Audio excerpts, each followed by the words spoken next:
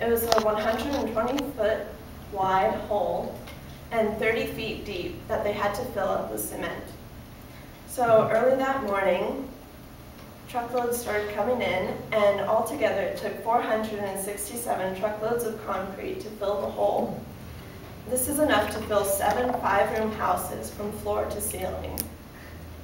This became the largest continuous pour of concrete in history at that time. Now we'll fast forward to the very end when they're winding things down and getting it all ready and touched up for the fair. One of the interesting things they made for the Space Needle was at the narrowest part, they designed it so that in strong winds it would twist right there instead of lean. And another interesting thing is that the needle on top serves as a lightning rod, and there are 24 other lightning rods around the roof of the Space Needle. Before they could have it for the fair, have it all ready for the fair, they had to paint it. And since it was a space theme, they wanted to go with space colors, or space names. And so they went with astronaut white for the legs, orbital olive for the core, re-entry red for the halo, and for the sunburst and pagoda roof, they went with galaxy gold.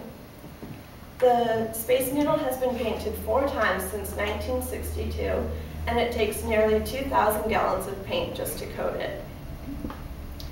The last elevator car arrived the day before the fair, and they put it on, completing the total construction of the Space Needle. And the total construction took 407 days.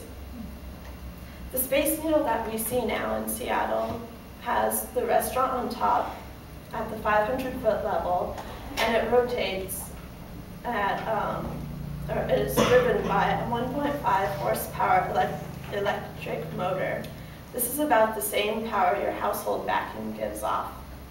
And it takes 58 minutes to make one complete rotation. In the 80s, another restaurant was built on the 100-foot level, but this restaurant doesn't rotate. The Space Needle has become a big tourist attraction, and there have been parachute jumps, proposals, weddings, and even one birth. Every year, the Space Needle celebrates by bringing in the year with a show of fireworks from there. But ultimately, the Space Needle is the symbol of Seattle. Even though the Space Needle was built almost 50 years ago, it still looks like something built for the 21st century. Now that you know a little bit more about the history of the Space Needle, maybe you'll be able to take a trip there this summer with your family or friends and tell them your new knowledge.